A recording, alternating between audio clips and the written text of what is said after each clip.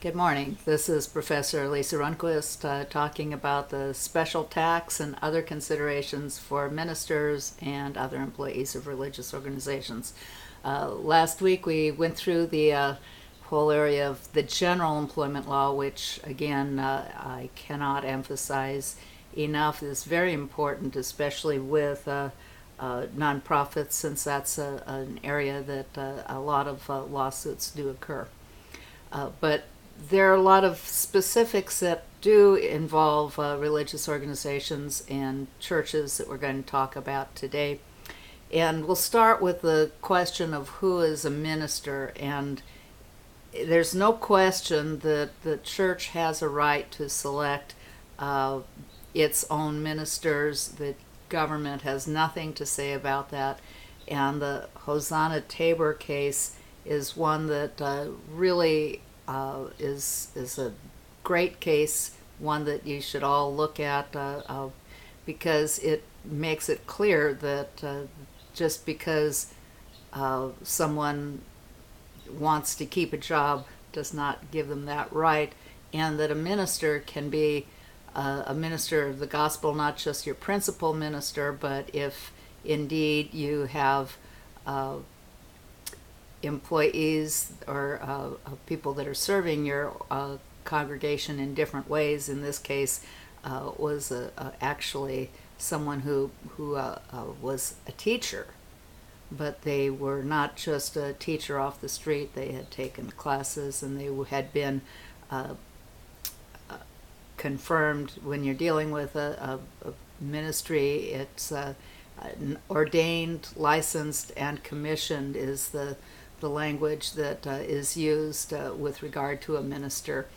And in this case, she had been commissioned to this particular position. So it's not something that you need to say, well, we have one minister. You may have several ministers, but they have to have had enough of a background to be able to support that. So you can't just take all of your employees and say they're ministers. There's got to be something that distinguishes them, but the church has the right to do that. And so I think that everyone should make sure that they go through that case. Now, the next question that goes with that is, assuming you've got a minister, are they self-employed or are they employees? Now, it used to be that all of the ministers were considered to be self-employed, that they were put there by God, that they answered to God, that they didn't necessarily answer to the board, etc. Or they might answer to them to some degree, but really everything they did as far as the teaching, the preaching, etc., they were directed by God. And that was sort of I think the position of why that occurred.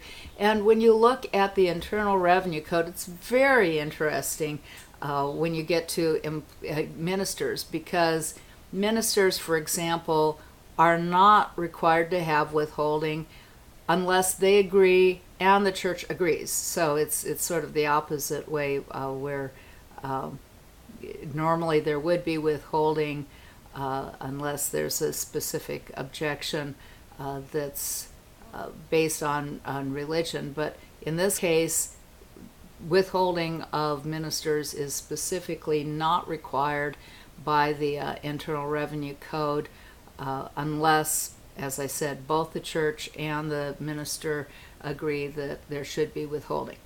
The next point is that ministers under the Internal Revenue Code are covered by SECA, the self-employed insurance, rather than FICA, which is where most employees are. So when you're dealing with the Social Security system, you would think that the ministers would, if they were employees, they'd be treated the same way as other employees. No, they are not. They are treated as being self-employed for purposes of the Social Security program. Now, why is that such a big deal? Well, that means that they have to pay in both the employer's and the employee's portion, rather than it being that the church pays half and the employee pays half. That means that you may want to have the salary reflect that when you're doing that, so that it's clear. The other problem is if a minister is not receiving a lot of money, they may forget that they have to pay in on a quarterly basis for the Social Security. And a lot of times ministers have gotten caught up with having owed more than they knew they were going to, and having a financial problem with paying the Social Security. Along with that, it should be mentioned that when a minister begins to be paid as a minister, they have a 2-year period of time that they can choose to elect out of the Social Security program, and that works as long as they have a firmly held religious belief against having their work covered by the Social Security program. If you don't elect out, then within that 2-year period, or if you can't say that you have a firmly held religious belief against it, then you are going to have to pay into Social Security. Now, one of the things that is available for ministers of the gospel, again, ministers of the gospel includes not just the ministers that you'd have of a Christian church, but anyone who occupies a similar position in another church. So the rabbis, the imams, any of the people that would normally be considered to be the church leaders or the religious leaders of the organization. Any of those people are able to receive a parsonage allowance. And the parsonage allowance is an interesting type of benefit. It's being challenged on a regular basis by the Freedom from Religion Foundation. The Freedom from Religion Foundation won one case. It went to the Seventh Circuit. The Seventh Circuit rejected it. They filed again. Again, they've won on the trial court level, and it's going back up to the Seventh Circuit again with slightly different facts than the first time. One thing to be aware is that there are actually 2 different parts to the housing allowance or the parsonage allowance. The first is that the church has the ability to provide a parsonage to its minister, and that's exempt from inclusion in income. The second part is that because a lot of churches do not provide housing directly for the minister, you have a situation where they have to provide their own housing, and sometimes they want to. A lot of times they want to because that's really about the only investment they may have. In that type of situation, the church is able to designate and pay a parsonage allowance to cover the housing expenses of the minister.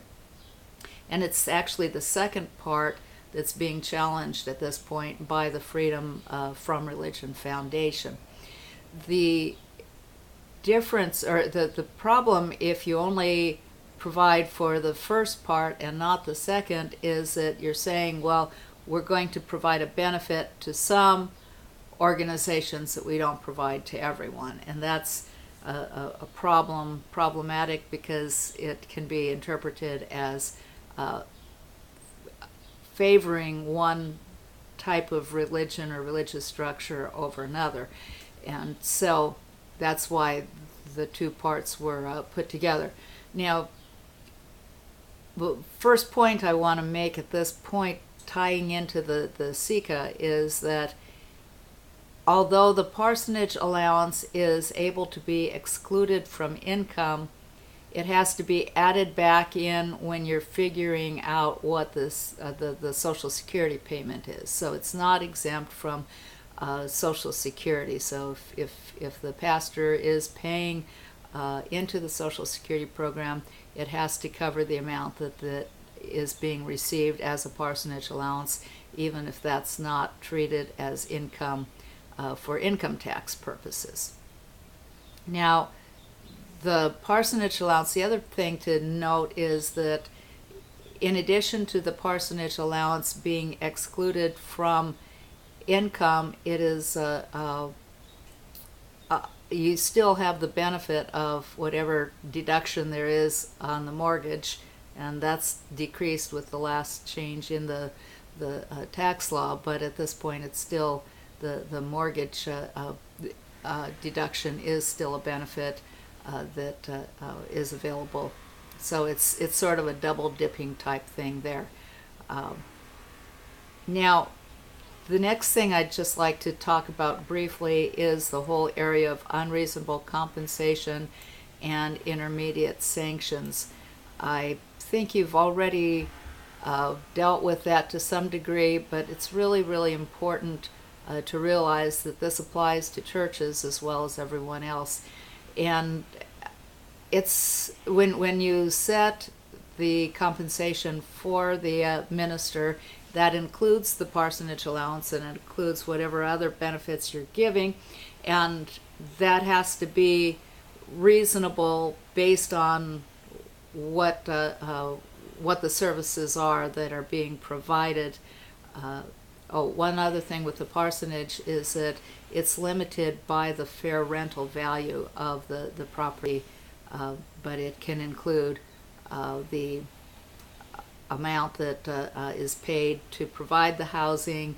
It can include the utilities, but if the amount that's designated, and should be designated by the board on a yearly basis for anyone that you're paying a parsonage allowance to, if the amount designated is actually more than the amount that's used to provide the housing, it's up to the minister to add the amount that was not used for that purpose back into compensation in figuring what their income tax actually is. But anyway, going back to the concept of unreasonable compensation, with the intermediate sanctions, it's important to realize that the person that's receiving the compensation that the responsibility is up to them to show that what they received is reasonable, unless under the intermediate sanctions you follow the safe harbor, which there are 3 parts, and what that does is it transfers the burden of proof to the IRS to prove that it was unreasonable. And the 3 parts is that it has to be approved by disinterested parties. So the board of directors, apart from the pastor, should be making the determination of what is reasonable compensation. It should be based on outside objective facts, such as a salary survey, and it needs to be documented in the minutes. So you have minutes of the organization that outline what the amount is that's determined to be reasonable and what that basis is. So in addition to the board establishing the parsonage allowance, they also need to make a determination of what the salary is and what the basis of determining that salary is. Now, one other thing that I'd like to mention is dealing with the payment of royalties, because a lot of ministers write books, they have tapes, some of them are produced by the church, in the church, and the real question is, who should own those? And is it reasonable for the pastor to have the ownership and to receive royalties from the sale of these? And are they being paid by the church? Or are they being sold by the church, or are they being sold by a third party? This is something that if you're going to be dealing with a minister who's writing and selling books and tapes, etc., you really need to include that in your agreement with them and explain why it's reasonable for this person to be owning something. Because normally when if they're an employee, especially if they're an employee of the organization, then they normally whatever is produced as part of that employment belongs to the employer. But a lot of the ministers believe that they're entitled to own it, and so that's something that the board needs to look at and make a determination of what actually you're paying the person to do, and excluding this if it's something that is appropriate for the minister to have. Anyway, we had talked about where the concept of the minister as a self-employed person came from. Let's talk about why most ministers today are treated as employees. First of all, there was a case in, I think it was a ruling, a letter ruling in 1978, where the IRS started with the assumption that the minister was an employee rather than an independent contractor, and said that the minister could only deduct any of his expenses, business expenses, on Schedule A as an employee business expense rather than on Schedule C as a self-employed individual. Up until that time, there was most of the ministers were treated as self-employed people, and you can see from the discussion we had of the income tax, the Social Security, why they would come to that conclusion. But since that time, there's been a change to really look at the question of whether the ministers are indeed self-employed or employees, using the standard determination of whether they're an independent contractor or an employee that we talked about last week, including providing benefits for the minister in addition to the regular compensation, providing vacation, providing medical benefits, and even retirement benefits. The more of these benefits that you're providing, the more the person looks more like an employee than an independent contractor.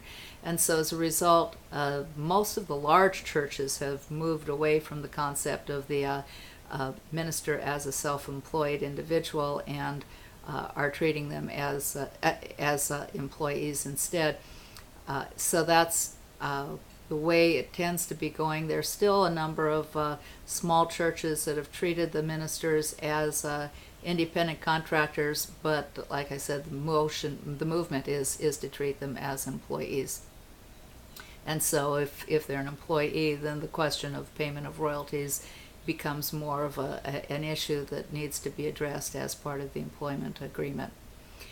Now, I want to finish with just a quick discussion of employment or retirement issues, because a lot of churches really have not thought through what it is that they're providing as far as retirement plans. There are specific retirement plans that are allowed for churches, church plans. Churches are not required to comply with ERISA, but having a retirement plan is a really important thing. You want to do it sooner rather than later, because I've had so many situations where the church or the pastor has come to me, they're ready to retire and they've never done anything as far as retirement planning, and they want to receive some retirement benefits from the church. You can't do it after the fact. The parsonage allowance can continue even when the person is retired, but you can't pay a salary if there are no services being rendered, and you can't be putting money into a retirement program after the fact. It has to be planned beforehand, and so that's something that over and over and over and over, I've seen problems that have resulted from this whole issue of the retirement planning that was not done in a reasonable time. So that's something that every church should do, is really look and talk to their minister about what type of retirement plan they need, what type of, and set something up. Set it up where you're actually paying in to the plan as you go along, and not waiting until the person's ready to retire. And that's it for this week.